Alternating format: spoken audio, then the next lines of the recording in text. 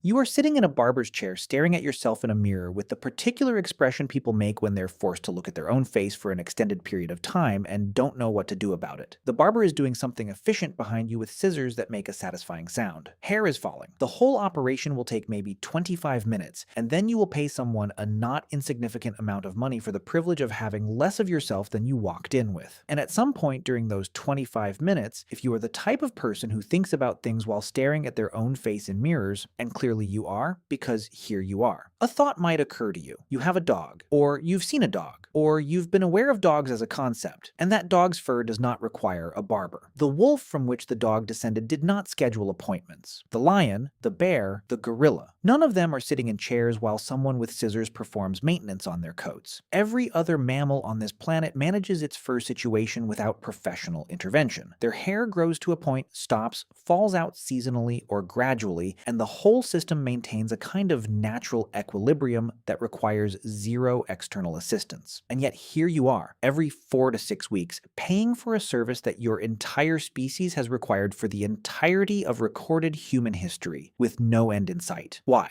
Why does human hair work this way? What happened in our evolutionary history that left us with hair that just keeps growing indefinitely, bypassing every natural stopping mechanism that every other mammal on the planet seems to have functioning correctly? And what does the answer reveal about the strange, specific, evolutionarily unprecedented package that is the human body? The answer involves follicle biology, the genetics of hair growth cycles, the loss of body fur, thermoregulation, sexual selection, and one particular mutation that may have changed the entire trajectory of human head hair, and therefore, indirectly, the entire history of human grooming culture. Start with the basics of how hair actually grows because the mechanism is more intricate than most people realize, and the details matter enormously for understanding why human head hair behaves the way it does. Every hair on your body grows from a follicle, a small tube-shaped structure embedded in the skin that contains the machinery for producing hair fibers. At the base of each follicle sits a structure called the dermal papilla, which supplies nutrients and signaling molecules to the matrix cells surrounding it. Those matrix cells divide, differentiate, and push upward, forming the hair shaft that eventually emerges from the skin surface. The shaft itself is composed primarily of keratin, the same protein found in fingernails, animal hooves, and bird beaks, arranged in a structure that gives hair its characteristic strength and flexibility. Here's the critical point. Hair growth is not continuous. It operates in cycles. Every follicle goes through 3 distinct phases. The anagen phase is the active growth phase, during which the follicle is actively producing hair and the shaft is lengthening. The catagen phase is a brief transitional period during which the follicle shrinks, growth stops, and the lower portion of the follicle degrades. The telogen phase is a resting period during which the follicle is inactive and the existing hair shaft is retained but not growing, eventually being shed as a new cycle begins. The length that hair reaches before growth stops is determined primarily by the duration of the anagen phase. If anagen lasts 2 years, the hair grows to a certain length. If anagen lasts 6 years, the hair grows much longer. If anagen lasts 20 years or more, the estimated upper range for scalp hair in humans, hair can reach lengths of several feet before the follicle finally cycles into catagen and the growth phase ends. In most mammals, body fur follicles have relatively short anagen phases. A dog's fur follicles might spend a few months in anagen before cycling out. A cat's body hair anagen duration is similarly short. This produces fur that reaches a characteristic length determined by the anagen duration, stops growing, and then sheds in a predictable pattern, often seasonally in coordination with environmental signals like day length and temperature. The fur reaches its natural equilibrium length and maintains it through this cycling mechanism without any intervention. Human scalp hair follicles have anagen phases that are extraordinarily long by any mammalian comparison. The upper end, the genetic potential for the longest possible growth, represents one of the longest anagen durations documented in any mammal. Without cutting, human scalp hair will grow continuously for years before the follicle naturally cycles into catagen. Left completely uncut across a full lifetime, scalp hair could reach lengths measured in meters. No other mammal does this. The question is why humans developed this particular biological anomaly. To understand the anomaly, you need to understand what happened to human body hair more broadly. differently, because the scalp situation cannot be understood in isolation from the fact that humans are, by mammalian standards, essentially naked everywhere else. The common ancestor of humans and chimpanzees, living roughly 6 to 7 million years ago, was almost certainly covered in body fur comparable to what chimpanzees carry today. Dense, dark, providing insulation, sun protection, and probably some social signaling function. Over the subsequent millions of years of hominin evolution, that body fur was progressively lost. Modern humans have approximately the same number of hair follicles as chimpanzees. We did not lose the follicles, but the hairs produced by those follicles over most of the body are tiny, fine, and functionally invisible compared to the robust fur of our great ape relatives. Why did this happen? The leading hypothesis connects hair loss to the thermoregulation challenges faced by hominins moving out of forested environments into open, hot savanna landscapes and adopting an increasingly active endurance hunting lifestyle. The problem with fur in a hot, open environment is that it traps heat. For an animal that spends most of its time in the shade of a forest canopy, fur provides insulation against both cold and heat and poses limited thermoregulatory problems. For an animal running across open grassland in direct equatorial sun for hours at a time, which is what persistence hunting requires, fur becomes a thermal liability. The body generates enormous heat through muscular activity, and that heat needs to be dissipated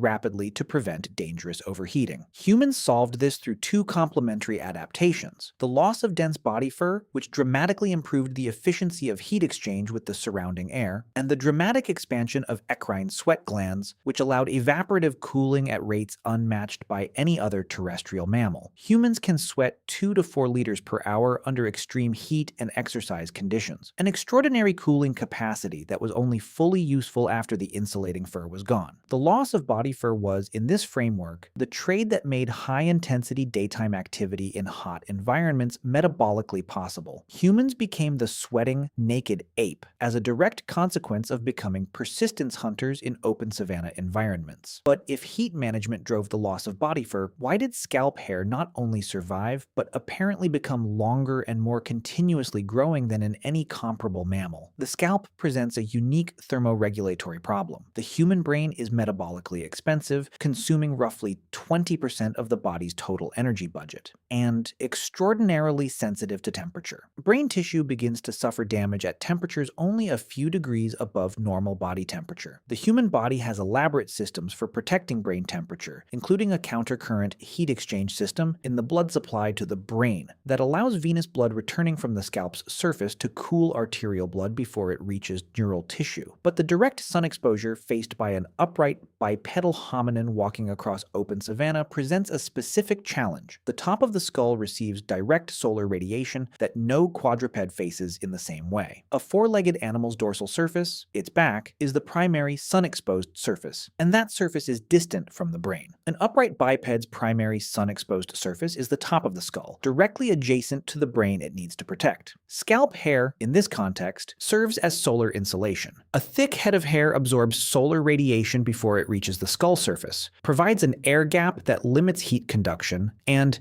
in tightly coiled hair forms, like the characteristic hair texture of populations evolved in equatorial Africa, creates a remarkably effective insulatory structure that blocks solar heat while simultaneously allowing air circulation through the coil structure for cooling. Tightly coiled scalp hair has been proposed as the ancestral human hair form for this reason. It provides better thermal protection than straight hair for a given hair density because the coil structure traps air rather than lying flat against the skull. Scalp hair, then, is the protective exception to the general trend of human hair loss. While body fur was shed as a thermoregulatory liability, scalp hair was retained and possibly elaborated because it served a critical protective function for the brain, the organ whose protection was, evolutionarily, the highest priority. This explains why humans retained scalp hair. It does not immediately explain why human scalp hair grows so much longer than would be necessary for simple solar protection. A few centimeters of hair would be sufficient to provide the thermal insulation benefits described above. Many people shave their heads without immediate thermoregulatory catastrophe. The functional requirement for scalp protection does not demand hair that grows to waist length over several years. Something else is driving the extreme anagen duration of human scalp hair follicles. That something else is almost certainly sexual selection. By the way, if you want to go even deeper into the secret lives of ancient humans, I just launched a full course called The Secret Lives of Ancient Humans. 10 modules,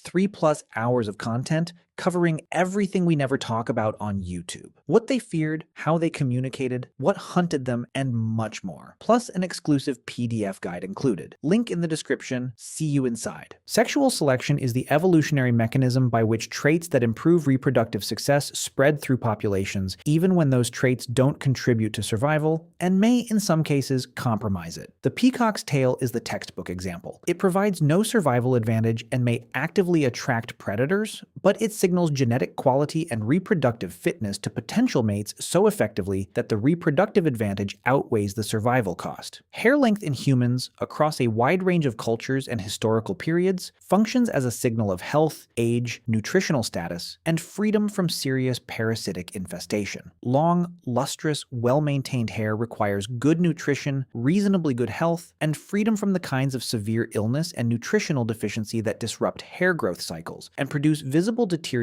in hair quality. A person with long, healthy hair is, in a fundamental signaling sense, advertising a body that has been fed adequately and has avoided major health crises for a sustained period. This is the kind of honest signal that sexual selection can latch onto and amplify over evolutionary time. If potential mates consistently used hair quality and length as one input into mate assessment, and cross-cultural evidence strongly suggests they did, then the genetic variants producing longer anagen phases and therefore greater potential hair length would have been preferentially selected. Over many generations, the anagen phase of human scalp hair follicles would have been pushed toward longer and longer durations by the combined selection pressure of mate preference. The result is the biological anomaly we observe today. Scalp hair follicles with anagen phases so long that the practical limit on hair length is not follicle biology but mechanical damage, breakage, and the simple physical inconvenience of managing hair that reaches functional limits long before the follicle stops growing. Now here's the piece of genetics that makes everything click into place. The gene EDAR,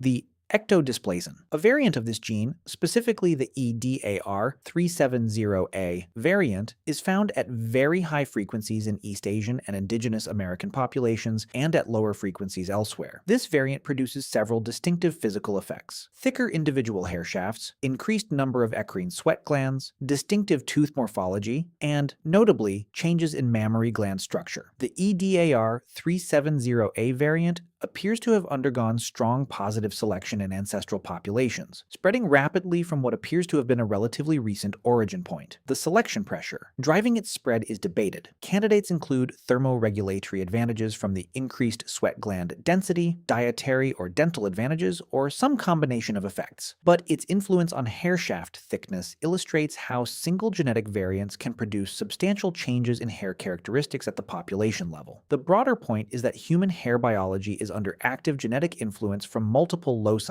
and the variation in hair texture, growth rate, thickness, and maximum length across human populations reflects both ancient adaptations to different environments and more recent selective sweeps acting on specific variants. Human scalp hair is not a single universal biological system. It is a family of related systems with shared underlying architecture, but population-level variation reflecting different evolutionary histories. This genetic complexity also helps explain why human hair behaves so differently from mammalian fur even at the molecular level. The regulatory systems controlling anagen duration, follicle cycling, and hair shaft characteristics in humans have been modified through generations of selection pressure from multiple directions into something that doesn't have a precise equivalent elsewhere in the mammalian world. The question of body hair loss brings up another angle that doesn't get enough attention: parasites. Body fur, while providing insulation and protection, is also an excellent habitat for ectoparasites: lice, fleas, ticks, and various other organisms that live in and on mammalian hair and feed on host blood or skin. These parasites are not merely annoying, they are vectors for serious diseases and represent a genuine survival and reproductive cost to heavily infested hosts. The ectoparasite load hypothesis proposes that the loss of dense body fur in hominins was partly driven by the selective advantage of reducing ectoparasite habitat, particularly as hominins began sleeping in fixed locations, which would have allowed parasite populations to build up to higher levels than those faced by nomadic ancestors. ancestors. A reduction in body hair would have reduced the available habitat for parasites, lowering infestation intensity and the associated disease burden. This hypothesis pairs interestingly with sexual selection on hair quality as a health signal. If ectoparasite infestation visibly degrades hair quality, which it does, producing dullness, breakage, and deterioration that are visible to an observer, then hair quality as a mate assessment signal was partly functioning as an ectoparasite load assessment signal. Choosing a mate with high-quality hair was, in part, choosing a mate with a lower ectoparasite burden and better resistance to the associated health consequences. Sexual selection on hair was also, indirectly, selection for parasite resistance. Grooming, in this context, is not a modern cultural invention. It is an ancient primate behavior with deep evolutionary roots. Social grooming, picking through another individual's fur to remove parasites, debris, and dead skin, is a universal behavior in social primates. Chimpanzees, bonobos, gorillas, and monkeys all invest significant time in mutual grooming. And the social function of grooming in primate groups goes far beyond hygiene. Grooming is a primary social bonding mechanism, a conflict resolution tool, a way of reinforcing alliances and social hierarchies. The neurochemistry of being groomed, the release of endorphins and oxytocin, makes it rewarding in ways that go beyond the practical benefits of parasite removal. When hominins began losing body fur, the opportunities for traditional primate-style social grooming diminished proportionally. Head hair, as the primary remaining dense hair region of the body, became the focus of grooming behavior that had previously been distributed across the whole body. The association between hair grooming, social bonding, and status display that characterizes human cultures across every recorded society is, in this reading, the evolutionary residue of an ancient primate grooming system adapted to the new reality of a mostly furless body with one significant remaining hair concentration. Human hairdressing, from the elaborate braided styles of ancient Egypt to the powdered wigs of 18th century Europe to the extremely specific aesthetic preferences of the contemporary barbershop, is, at its deepest level, a highly elaborated expression of the same social grooming behavior that chimpanzees perform while sitting in forest clearings picking through each other's fur. The barber you paid is, in a very real evolutionary sense, fulfilling a social function as ancient as primate social structure. The fact that it now involves scissors and a mirror and a cash register doesn't change what it fundamentally is. The question of why no other animal needs haircuts has, by this point in the analysis, a satisfying answer, but the full picture is worth stating clearly. Other mammals don't need haircuts because their fur follicles have anagen phases calibrated to produce hair of a length appropriate to their ecological needs. The anagen phase ends. The hair stops growing at the right length. The animal looks the way evolution designed it to look without any intervention. The system is closed and self-regulating. Human scalp hair follicles have anagen phases pushed to extraordinary lengths by a combination of factors. The retention of scalp hair as solar protection for a uniquely brain-dependent and thermally vulnerable upright biped, and the elaboration of scalp hair length as a sexual selection signal operating across an extremely long period of hominin evolution. The result is follicles that will keep producing hair for years without stopping, long past any length that serves the functional needs that drove the original retention of scalp hair. We are, in a straightforward sense, victims of our own sexual selection history. Our ancestors found long, healthy hair attractive in potential mates over a long enough period, with sufficient consistency that the genetic variants producing longer growth phases spread through the population until the average human scalp hair anagen duration was far longer than any functional requirement demands. Evolution overshoots. Selection doesn't know when enough is enough. It just keeps pushing in the direction of whatever produces more reproductive success, until some other constraint pushes back. The constraint in this case is practical inconvenience rather than reproductive or survival cost. Hair that reaches the floor is difficult to manage, gets caught in things, and interferes with daily function. Cultural practices of cutting, braiding, tying, and otherwise managing long hair emerged as the behavioral solution to the biological overshoot, the human behavioral flexibility that is our species' defining characteristic, deployed to manage a situation that evolution created but didn't resolve. The haircut, viewed from this vantage point, is one of the oldest human behaviors with no analog in any other species. Evidence of deliberate hair management, cutting, styling, decoration, appears in the archaeological record as far back as we can look for it. Prehistoric figurines show styled hair. Ancient burial sites contain hair ornaments and grooming implements. The diversity of human hairstyles across cultures and historical periods is matched by essentially no other species-wide aesthetic behavior. Every other aspect of the human body has analogs in other species. Bipedality is unusual, but not unique. Large brains are extreme, but part of a continuum. Complex language has functional analogs in animal communication communication systems, but the weekly or monthly appointment to have the hair managed because the hair will otherwise become unmanageable. This is, as far as the biological record indicates, uniquely human. You are the only animal on this planet that needs to make an appointment for what its hair is doing. Back in the barber's chair, the scissors have finished their work. The mirror shows a person with a more manageable amount of themselves on their head for the next several weeks until the follicles resume their ancient programming and the whole negotiation starts again. The barber sweeps the fallen hair from the floor without ceremony. Hair that was, until very recently, the product of follicle biology shaped by millions of years of savanna heat and sexual selection and primate grooming behavior and genetic variants spreading through ancestral populations in response to pressures those individuals never understood or articulated. You tip appropriately because you understand now that the service being provided is older and stranger and more deeply rooted in what you are than the price list on the wall suggests. And you'll be back in 6 weeks. The follicles will make sure of it.